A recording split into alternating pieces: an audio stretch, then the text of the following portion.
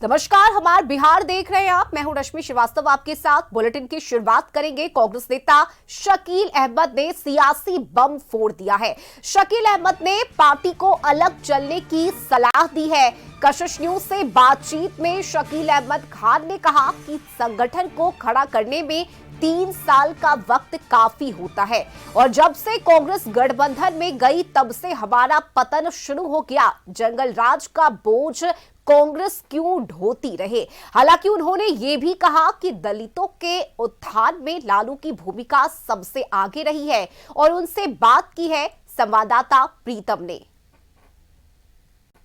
हमारे साथ कांग्रेस के वरिष्ठ नेता शकील अहमद खान जुड़ रहे हैं, उनसे बात करते हैं। शकील अहमद जी, 15 साल 1990 से 2005 तक लालू यादव और राबड़ी जी का शासन था, लेकिन 20 साल बीत जाने के बाद भी नरेंद्र मोदी और अमित शाह की चुनावी रैली में उसी जंगल राज की बात होती रही। आपको लगता है कि ये जंगल राज का जो नारा है आप लोग के ऊपर भारी पड़ा?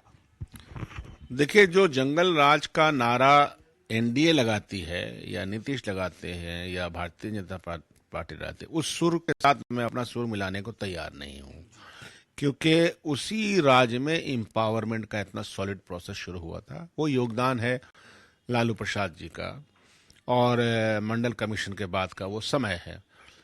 लेकिन जाहिर सी बात है कि एक नैरेटिव बना और चला।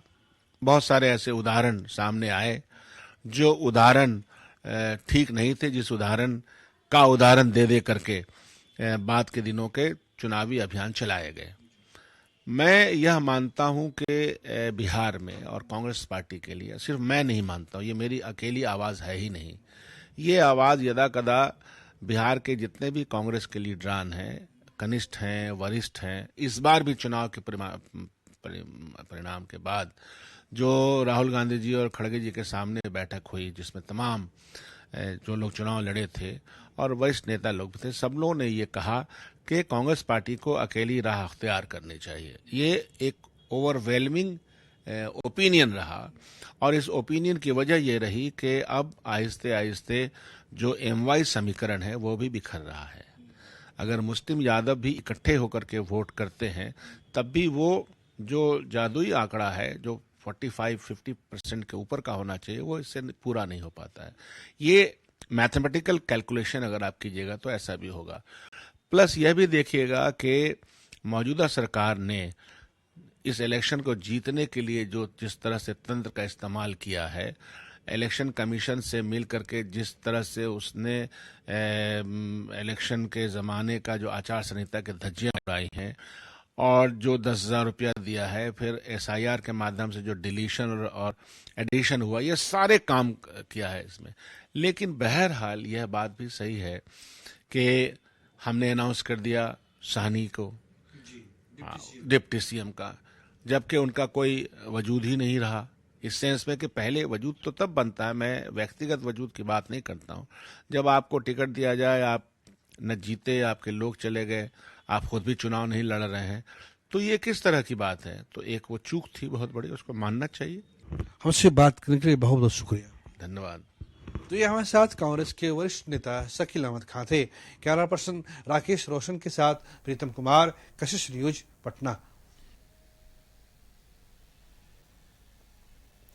और संवाददाता प्रीतम इस वक्त हमारे साथ जुड़े हुए हैं। प्रीतम, देखिए, आपने एक्सक्लूसिव बातचीत की है शकील अहमद खान से और उन्होंने सीधे सीधे संकेत दे दिया कि हमने चुनाव में जो कुछ ऐसे फैसले लिए वो गलत रहे और वो फैसले गलत साबित हुए। इसी का नतीजा है कि हमारी इस तरह से हार हुई चुनाव में। लेकिन देखिए, आपके हर सवाल का बेबाकी से जवाब दिया है, साथ ही उन्होंने गठबंधन टूटने के संकेत भी दिए हैं। प्रीतम जी बिल्कुल रश्मि, जिस बात की चर्चा शुरू से हो रही थी, दरअसल कांग्रेस में इस वक्त 2 खेमा है। पहला खेमा ये कह रहा है कि हमें लालू छोड़ना चाहिए, दूसरा खेमा ये है कि